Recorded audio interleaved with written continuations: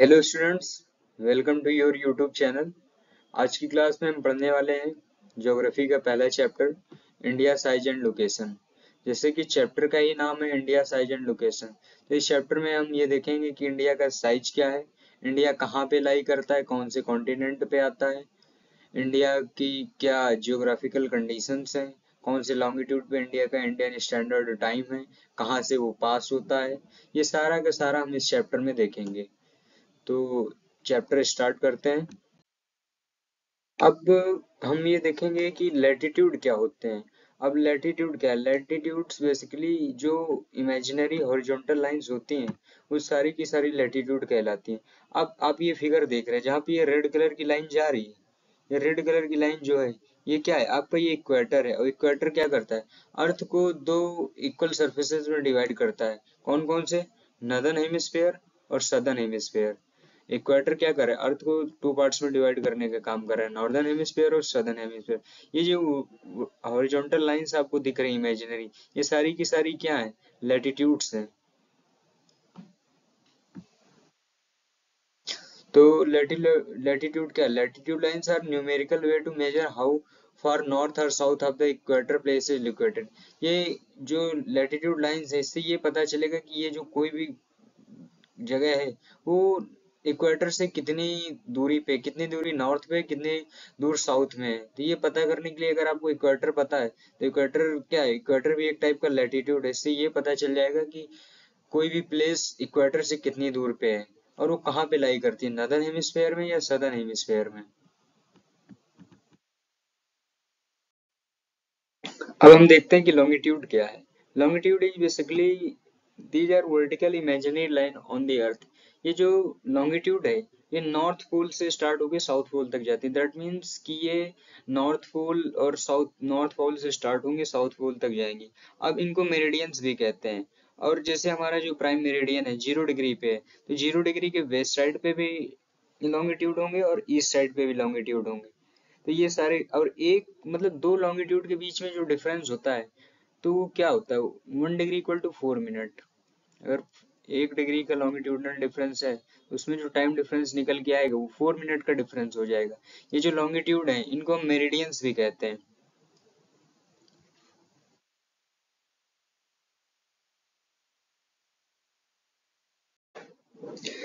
जैसे कि चैप्टर का ही नाम है इंडिया साइज एंड लोकेशन, तो हम ये देखते हैं कि इंडिया कहाँ पे लाई करता है। अब किसी भी कंट्री की लोकेशन पता करने के लिए आपको दो चीजें पता होनी चाहिए। पहला होता है आपका लैटिट्यूड, दूसरा लॉन्गिट्यूड। अब हम देख रहे हैं कि जो इंडिया है, इंडिया जो लैटिट्यूड, जिन लैटिट्यूड के बीच में लाई करता है वो कौन कौन से? 8 degree 4 minute north to 37 degree 6 minute north. ये जो लैटिट्यूडनल वैल्यू, इसके बीच में आपका इंडिया लाई करता है। और जो लॉन्गिट्यूड है, जो वेस्टर्न मोस्ट लॉन्गिट्यूड है वो आपका 68 डिग्री 7 मिनट ईस्ट, एंड जो ईस्टर्न मोस्ट लॉन्गिट्यूड है वो 97 डिग्री 25 मिनट ईस्ट। अब ये देखिए यहाँ पे मैप देखिए, जैसे ही वर्ल्ड मैप बना हुआ है तो यहाँ पे जो आपका इंडिया है ये आपका लैटिट्यूडनल एक्सटेंट है। ये जो आपका इंडिया है तो 8 डिग्री 4 मिनट नॉर्थ जो स्टार्ट होगा, तो ये जो नीचे साइड वाला है ये होगा आपका 8 डिग्री 4 मिनट नॉर्थ वाला लैटिट्यूड। और ये जो आपका अपर मोस्ट में है ये है आपका 37 डिग्री 6 मिनट नॉर्थ। जो आपका ये लैटिट्यूड वैल्यू है इंडिया की, ये हमेशा नॉर्थ में लिखी जाएगी क्योंकि जो इंडिया है वो नदर्न हेमिस्फेयर में है। और जैसे कि हम देख रहे हैं लॉन्गिट्यूड, तो ये जो लॉन्गिट्यूड है ये नियर अबाउट यहाँ पे गुजरात वाले में, ये जो लॉन्गिट्यूड है ये है हमारा कितना? 68 डिग्री 7 मिनट ईस्ट। और जो ईस्टर्न मोस्ट है ये अरुणाचल प्रदेश के आसपास पड़ेगा। इसकी वैल्यू कितनी है? ये वैल्यू है आपकी 97 डिग्री 25 मिनट ईस्ट। तो जो लॉन्गिट्यूड होंगे, जो इंडिया के साथ लॉन्गिट्यूड होंगे, लॉन्गिट्यूड की जो डायरेक्शन होगी वो हमेशा ईस्ट साइड में होगी। और जो लैटिट्यूड है उसमें हमेशा हम नॉर्थ डायरेक्शन लगाएंगे। अब रीजन आता है कि लैटिट्यूड के साथ हम नॉर्थ क्यों लगा रहे हैं, क्योंकि जो इंडिया लाई करता है वो नदर्न हेमिस्फेयर में लाई करता है, और जो लॉन्गिट्यूड है वो हम प्राइम मेरिडियन से ईस्ट साइड में है आपकी कंट्री, इसलिए जो लॉन्गिट्यूड है वो हमेशा कैसा होगा, ईस्ट। कोई भी आप लॉन्गिट्यूड लिखें, भले ही वो गुजरात का ही क्यों ना हो, तो उसमें क्या होगा, जो हम लॉन्गिट्यूडनल वैल्यू लिखेंगे उसके आगे हम डायरेक्शन जो यूज करेंगे वो होगी ईस्ट। इसके बाद जो एक सबसे मेन लैटिट्यूड पास होता है इंडिया से, वो है आपका ट्रॉपिक ऑफ कैंसर। ये ट्रॉपिक ऑफ कैंसर जिसकी वैल्यू कितनी है, 23 डिग्री 30 मिनट नॉर्थ, ये कंट्री को 2 इक्वल पार्ट में डिवाइड करता है। तो जो ये ट्रॉपिक ऑफ कैंसर है कुछ इस तरह पास होगा, आगे हम देखेंगे कि कौन कौन से स्टेट से ये पास होता है। अब यहाँ पे जैसे इंडिया हमारा एक अच्छा फिजियोग्राफिकल कंट्री है, तो यहाँ पे आपके दो आइलैंड भी हैं। जो आइलैंड है वो है आपका अंडमान एंड निकोबार आइलैंड, जो कि बे ऑफ बंगाल के साउथ ईस्ट डायरेक्शन में पड़ेगा मेनलैंड से, और जो लक्षद्वीप आइलैंड है ये साउथ वेस्ट डायरेक्शन में पड़ेगा आपके अरेबियन सी से।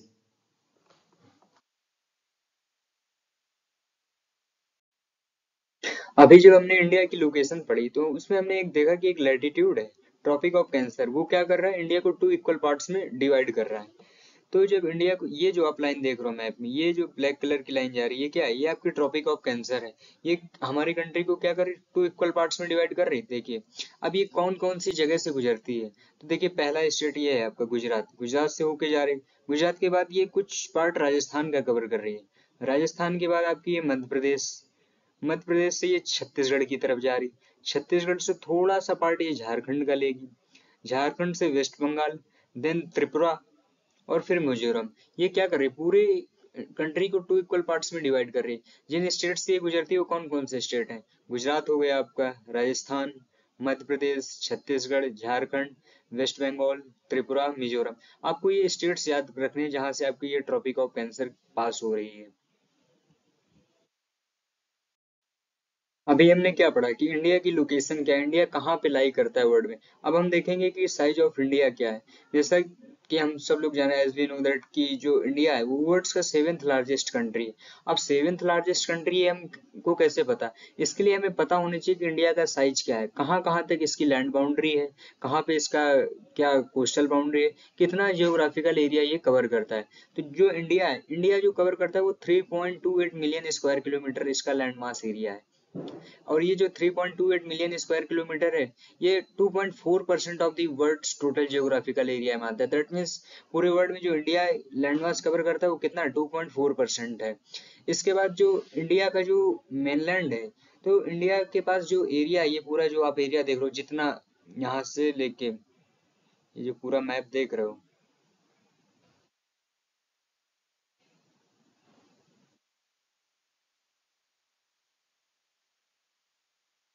ये जो पूरा लैंड एरिया ये कितना है आपके पास, ये 15,200 किलोमीटर्स है।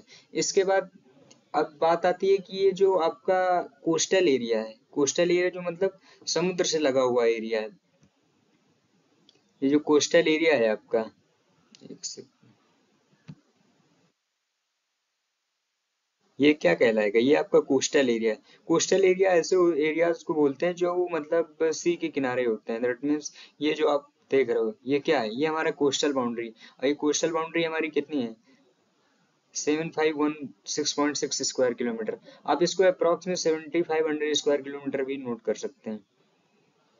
तो क्या देखा हमने, जो हमारी कोस्टल बाउंड्री जो सी से लगे हुए एरिया है वो कितना है, 7500 किलोमीटर्स है। और जो टोटल हमारा जियोग्राफिकल एरिया है हमारी कंट्री का, वो कितना है, 15,200 किलोमीटर। तो अब हम देख रहे हैं कि इंडिया सच में एक वॉस्ट कंट्री है। कैसे ये 7th लार्जेस्ट कंट्री बन जाता है वर्ल्ड का, तो इसके लिए हमने क्या देखा, हमें साइज पता चला। साइज से हमने क्या देखा कि इंडिया की जो लैंड बाउंड्री है, जो लैंड मास है, वो कितने परसेंट ऑफ वर्ल्ड है, ये पता करने के लिए हमें साइज पता होना चाहिए। और लोकेशन के लिए हमने क्या देखा था, लोकेशन जानने के लिए हमने लैटिट्यूड और लॉन्गिट्यूड से आइडेंटिफाई कर लिया कि इंडिया कहाँ पर एग्जिस्ट करता है वर्ल्ड में। अब हमने चैप्टर में पढ़ लिया कि जो इंडिया की लोकेशन है वो वर्ल्ड पे कहाँ एग्जिस्ट करती है, और हमने ये भी देख लिया कि इंडिया का क्या जियोग्राफिकल एरिया है, क्या लैंडमास है। अब बात आती है कि ये जो टाइम हमारी वॉचेस में शो हो रहा है, ये आखिर डिसाइड कौन करता है। अब ऐसा तो है नहीं कि कोई डिसाइडर नहीं होगा वॉचेस का जो टाइम है, तो इसके लिए हमें क्या मैंने स्टार्टिंग में बताया था आपको कि जो टाइम है उसके लिए रिस्पॉन्सिबल क्या होता है, आपका लॉन्गिट्यूड होता है। तो जो इंडिया में टाइम डिसाइड होगा, इंडिया में टाइम डिसाइड कौन करेगा? इंडिया में टाइम डिसाइड डिसाइड करेगा आपका standard time meridian, Indian standard time, जिसका लॉन्गिट्यूडनल वैल्यू कितना है 82 डिग्री 30 मिनट ईस्ट। आपको क्या बताया था कि इंडिया के कोई भी लॉन्गिट्यूड हो उसके साथ डायरेक्शन क्या लगेगी, ईस्ट। और ये जो स्टैंडर्ड टाइम मेरिडियन है ये कहाँ से पास होता है आपका, मिर्जापुर उत्तर प्रदेश से। ये जो मिर्जापुर से आपका लॉन्गिट्यूड पास होता है इसी से पूरे कंट्री का टाइम डिसाइड होगा। ये जो आप मैप में देख रहे हो डॉटेड लाइन, ये जो लाइन आप देख रहे हो ये क्या है, यही आपका इंडियन स्टैंडर्ड टाइम है। ये कुछ यहाँ से मिर्जापुर से पास हो रही है, उत्तर प्रदेश में पड़ता है ये एरिया। तो ये जो लॉन्गिट्यूड है 82 डिग्री 30 मिनट ईस्ट, इससे क्या हो रहा है, इससे पूरे कंट्री का टाइम डिसाइड हो रहा है कि पूरे कंट्री में क्या टाइम होगा। और जो पूरी कंट्री की वॉचेस हैं वो सेम टाइम शो करेंगी, नो मैटर कि वो कैंडिडेट आपका गुजरात में है या अरुणाचल प्रदेश में है। क्यों? क्योंकि जो ये 82 डिग्री 30 मिनट ईस्ट है, हमने इसको एक स्टैंडर्ड टाइम मेरिडियन डिसाइड कर लिया कि जो पूरी कंट्री है, पूरी कंट्री का टाइम यहीं से डिसाइड होगा। और जैसे जब वर्ल्ड की बात आती है तो वर्ल्ड का टाइम डिसाइड होता है ग्रीनविच मेरिडियन से।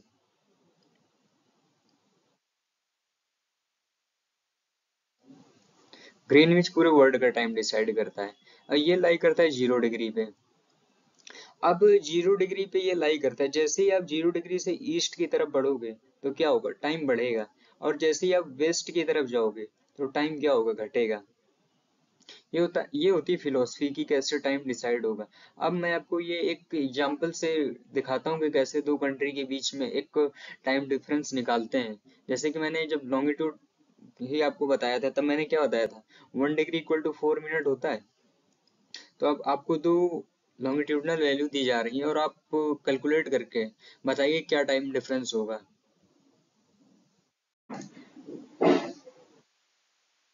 क्या निकालना है हमको, टाइम डिफरेंस निकालना है।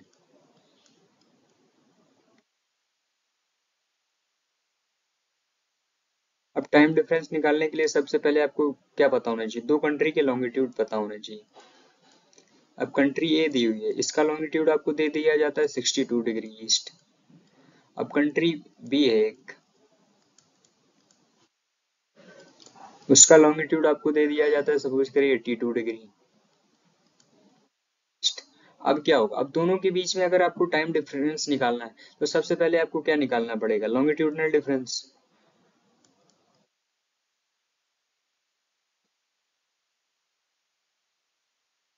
लॉन्गिट्यूडनल डिफरेंस निकालने के लिए आप क्या करोगे, जो कंट्री बी है उससे कंट्री ए का जो लॉन्गिट्यूड है वो माइनस कर दोगे आप। तो जो कंट्री बी है उसका लॉन्गिट्यूड कितना है 82 डिग्री है, और कंट्री ए का है आपका 62 डिग्री। ये एरो का सिंबल होगा, यहाँ पे माइनस होगा। अब ये जो टाइम लॉन्गिट्यूडनल डिफरेंस निकल के आ रहा है वो कितना आ रहा है 20 डिग्री ईस्ट। अब आपको स्टार्टिंग में ही मैंने बताया था, क्या बताया था कि 1 डिग्री इक्वल टू 4 मिनट। अब दो कंट्री के बीच में जब लॉन्गिट्यूडनल डिफरेंस क्या निकल आया 22 डिग्री ईस्ट निकल के आया। अब ये जो 22 डिग्री है तो अब टाइम डिफरेंस निकालने के लिए हम क्या करेंगे,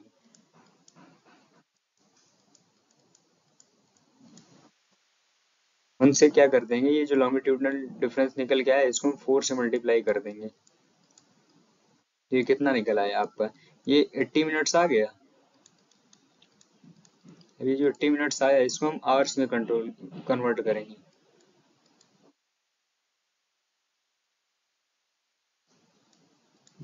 तो अब आपने सीख लिया कि कैसे दो कंट्री के बीच में टाइम डिफरेंस निकालना है। अगर आपको दोनों कंट्री के लॉन्गिट्यूड्स पता है तो आप आसानी से टाइम डिफरेंस निकाल सकते हैं कि दो कंट्री के बीच में कितना टाइम डिफरेंस है।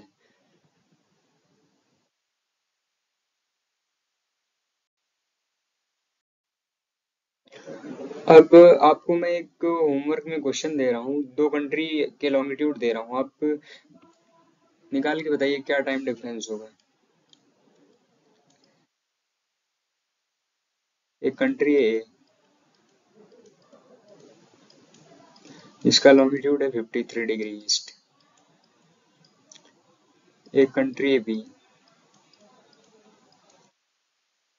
इसका लॉन्गिट्यूड है 80 डिग्री ईस्ट। तो जो ये दोनों कंट्री हैं इन दोनों के बीच में टाइम डिफरेंस क्या होगा।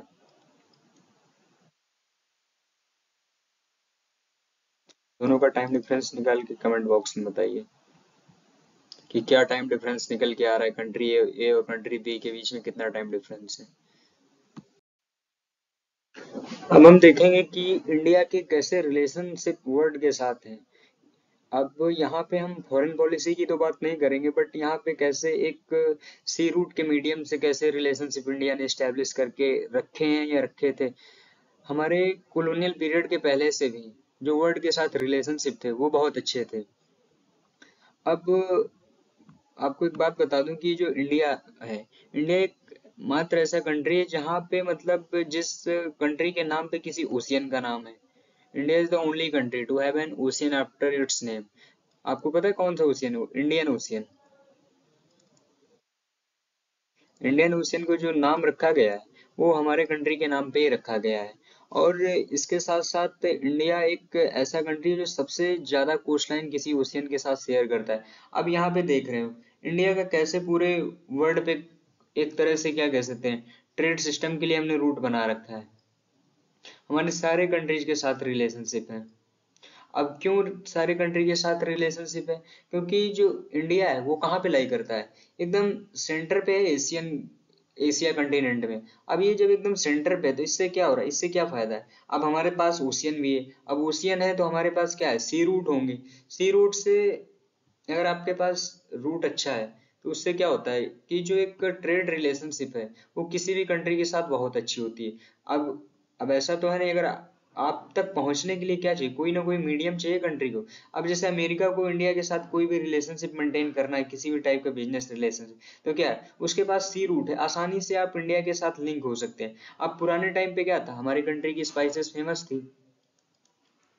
अब स्पाइसेस फेमस थी तो क्या था कि जो यूरोपियन कंट्रीज थी वो हमारे इंडिया आ रहे थे, किस लिए, बिजनेस पर्पज से। तो हमारे इंडिया के रिलेशनशिप हमेशा से वर्ल्ड के साथ बहुत अच्छे रहे हैं। अब ये इसकी क्योंकि एक मेन रीजन जो बन जाता है वो इसका जो जियोग्राफिकल एरिया है या जो इसकी जियोग्राफिकल लोकेशन है वो सबसे ज्यादा मैटर करती है इसके ट्रेड बेनिफिशियल के लिए। जो ट्रेड में आज हम इतना आगे बढ़ रहे हैं क्या है, अब ओशियन, इंडियन ओशियन पहले से था तो यहाँ पे हमें जो अदर कंट्रीज है उनको आने पे आसानी थी। ऐसा नहीं था, अगर आप सी रूट ट्रेवल करके आ रहे हो तो डायरेक्ट कहाँ पे आ रहे हो, अब इंडिया पे आ रहे हो। और इंडिया का जो फ्लुएंस है वो वेस्ट साइड हो या ईस्ट साइड हो, किसी भी लोकेशन डायरेक्शन में हो, क्या था, लिंकअप बहुत अच्छा था पूरे वर्ल्ड के साथ। जिससे क्या था, जो हमारे इंडिया के रिलेशंस हैं वो बहुत अच्छे थे सारे कंट्रीज के साथ। सारा पूरा वर्ल्ड इंडिया के साथ ट्रेड करना चाहता था। अब ट्रेड के लिए सबसे मेन चीज क्या होती है, आपको जो आसानी हो। अब आसानी क्या थी कि सी रूट था, इंडियन ओशियन था, तो आसानी से लोग यहाँ पे आ जा रहे थे। अब पूरे वर्ल्ड से लोग हमारे कंट्री पे आ रहे हैं। अब जब पूरे वर्ल्ड से लोग हमारे कंट्री पे आ रहे हैं तो क्या होगा, कुछ तो हम एक्सचेंज करेंगे।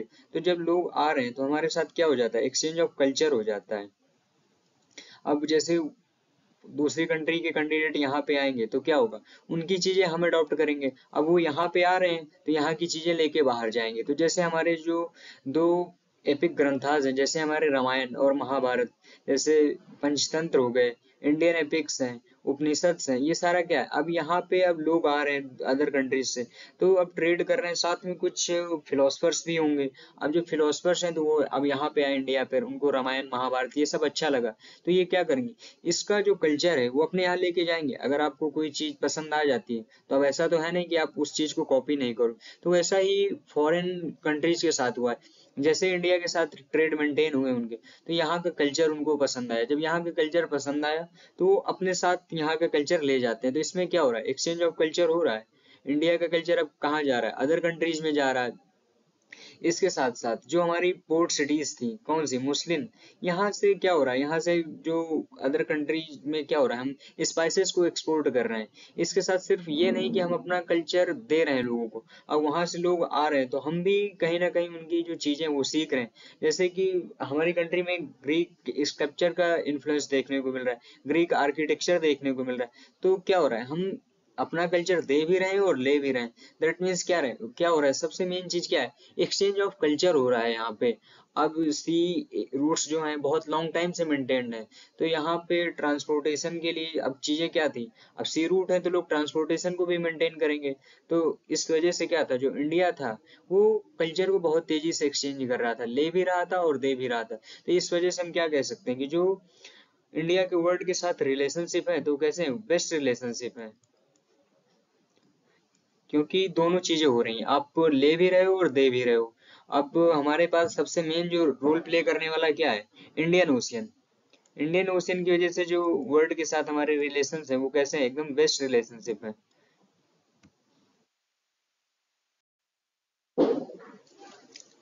अब हम पढ़ते हैं इस चैप्टर का एकदम लास्ट टॉपिक, वो क्या है, इंडिया एंड इट्स नेबर्स। सबको पता है कि जो इंडिया है उसकी साउथ एशिया में एक अच्छी पोजीशन है। इंडिया में 28 स्टेट्स एंड 8 यूनियन टेरिटरीज, ये तो मोस्ट इजी क्वेश्चन हो जाता है कि इंडिया में कितने स्टेट्स और कितने union territories. As you all know that New Delhi is the capital of India, और यहाँ पे 28 states and 8 union territories there. और सबसे मेन फैक्टर आता है कि इंडिया के नेबरिंग कंट्रीज कौन से हैं। अब नेबरिंग कंट्रीज सिर्फ आपको पता नहीं होनी चाहिए, नेम से सिर्फ नहीं पता होना चाहिए, आपको ये भी पता होना चाहिए कि जो नेबरिंग कंट्रीज है हमारी कंट्री की, वो किस लोकेशन पे है, मतलब दैट मीन्स किस डायरेक्शन पे आती है। अब जैसे आप देख रहे हो ये जो श्रीलंका है, श्रीलंका हमारा नेबरिंग कंट्री, और ये मालदीव्स, ये हमारे किस डायरेक्शन, ये हमारे साउथ डायरेक्शन पे है। जो श्रीलंका एंड मालदीव्स हैं वो इंडिया के किस डायरेक्शन में, साउथ डायरेक्शन में नेबरिंग है। नेबरिंग कंट्रीज तो हैं, साथ में आपको क्या याद रखना है कि कौन से डायरेक्शन पे लाई करते हैं, तो श्रीलंका एंड मालदीव्स किस डायरेक्शन पे, साउथ डायरेक्शन पे। देन इसके बाद हम ये देखेंगे कि जो नेपाल है, यहाँ पर नेपाल हो गया, भूटान हो गया, इसके बाद साथ साथ चाइना, ये तिब्बत वाला एरिया, ये हमारे किस डायरेक्शन में, ये हमारे नॉर्थ डायरेक्शन में। इसके बाद हम देख रहे हैं कि जो आपका ये बांग्लादेश है, ये म्यांमार है, ये किस डायरेक्शन में, ये आपके ईस्ट डायरेक्शन में पड़ जाता है। अब बात आती है, जब ईस्ट डायरेक्शन देख लिया, नॉर्थ देख लिया, साउथ देख लिया, तो अब हम ये देखेंगे कि जो अब वेस्ट डायरेक्शन में तो हमारे कोई नेबरिंग कंट्री नहीं है, तो ये जो एरिया है ये नॉर्थ वेस्ट, यहाँ पे हमारे साथ कौन सा कंट्री, पाकिस्तान है, अफगानिस्तान है। तो अब हमने क्या देखा कि सबसे पहले हमने देखा कि नॉर्थ डायरेक्शन में कौन सी कंट्रीज हैं। तो नॉर्थ डायरेक्शन में हमारी कौन कौन सी कंट्रीज हमने देखी थी, नेपाल हो गया आपका, नेपाल के साथ साथ ये भूटान वाला एरिया हो गया, ये चाइना जो तिब्बत तिब्बत एरिया जो चाइना ने कवर करके रखा है, ये हमारे किस डायरेक्शन में, ये हमारे नॉर्थ डायरेक्शन की नेबरिंग कंट्रीज हैं।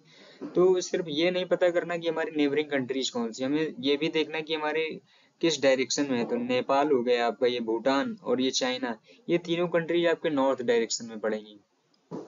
इसके बाद अब क्योंकि वेस्ट डायरेक्शन में कोई कंट्री नहीं है, तो ये नॉर्थ वेस्ट एरिया है, पाकिस्तान हो गया आपका, पाकिस्तान के साथ साथ अफगानिस्तान हो गया।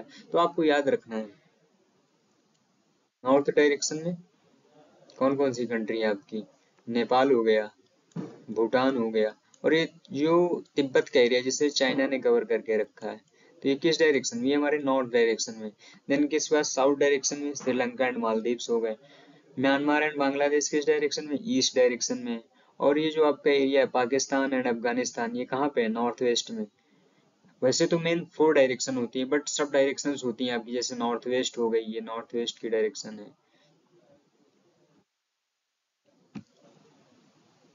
ये नॉर्थ वेस्ट डायरेक्शन हो गई। यहाँ पे आपकी इस इस डायरेक्शन में जब चीजें होंगी तो ये नॉर्थ ईस्ट हो जाएगा, ये साउथ ईस्ट हो जाएगा, ये क्या कहलाएगा आपका, ये साउथ वेस्ट होगा।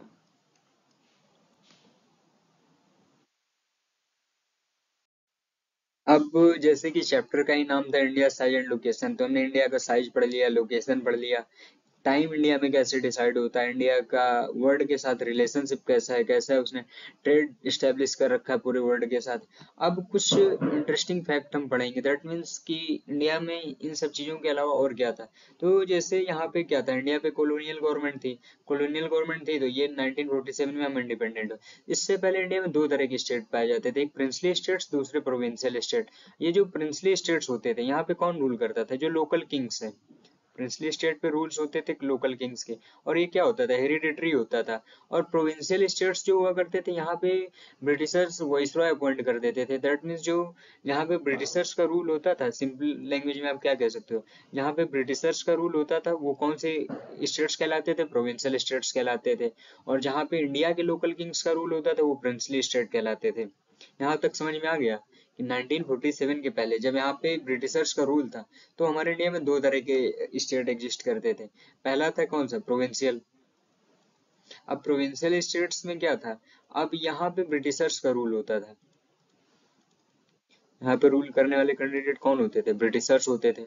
और प्रिंसली स्टेट्स में आपके लोकल किंग्स। क्यों, क्योंकि जो इंडिया है वो पहले से एक मोनार्कियल कंट्री थी।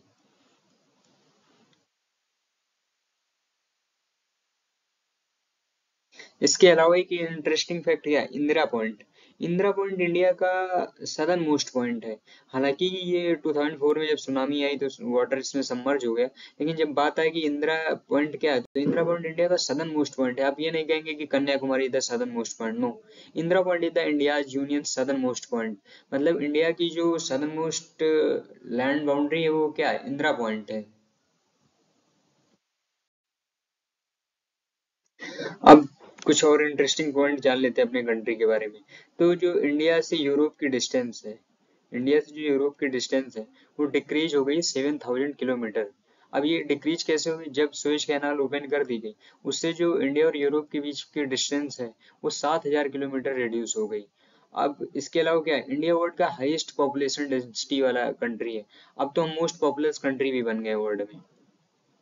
अभी तक कौन था, चाइना था, लेकिन हमने चाइना को टेक ओवर कर दिया। अब India is the most populous country in the world.